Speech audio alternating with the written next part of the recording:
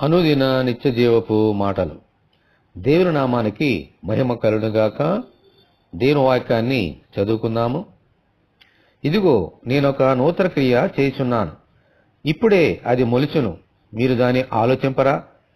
నేను అరణ్యములో త్రోవ కలుగజేయుచున్నాను, ఎడారిలో నదులు పారజేయుచున్నాను.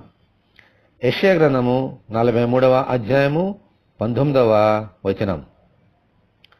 మన దేవునికి అసాధ్యమంటూ ఏదీ లేదు. ఆయనకు సమస్తమును సాధ్యమే. ఆయన బిడ్డలను 40 సంవత్సరములు ఎడారిలో అరణ్యములో నడిపించి వారికి ఏ హాని కలగకుండా కాపాడారు. వారి కాళ్ళు వాయలేదు, బట్టలు పాతగిలలేదు. హల్లెలూయా. ఆయన ఎడారిలో నదులు ప్రవహింపచేయగలరు, ఎడారిని ఏదేను తోటవలే చేయగలరు. ఆమేన్. మన జీవితాలను కూడా చిగురింపచేసి నూతనముగా మార్చి ఆయన కొరకు ఫలములు ఫలించు వారిగా చేయగలరు. దేవునికి స్తోత్రం. హల్లెలూయా.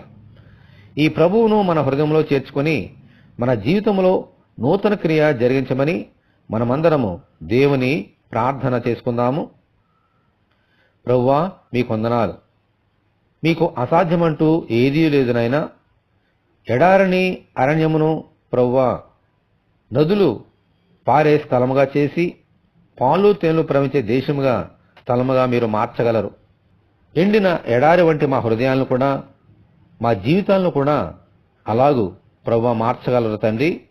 అందును బట్టి మీకు వందనాలు. ఇదిగో, మా జీవితంలో నూతన క్రియ చేసి ప్రభువా మా జీవితాలను ఫలవంతముగా చేసి మీకు ఇష్టమైన పాత్రలుగాను మీకు ఇష్టమైనటువంటి బిడలుగాను ఈ లోకంలో మీ కొరకు ఫలించు వారుగాను చేయమని ఈ వాక్యం వింటున్న నీ బిడలందరినీ దీవించమని యేసు అతి పరిశుద్ధమైన నామములో ప్రార్థన చేయుచున్నాము తండ్రి. ఆమేన్. దేవుని కృప మనకందరికీ సమృద్ధిగా నుండునుగాక. ఆమేన్. పరిశుద్ధ దేవుని మందిరం.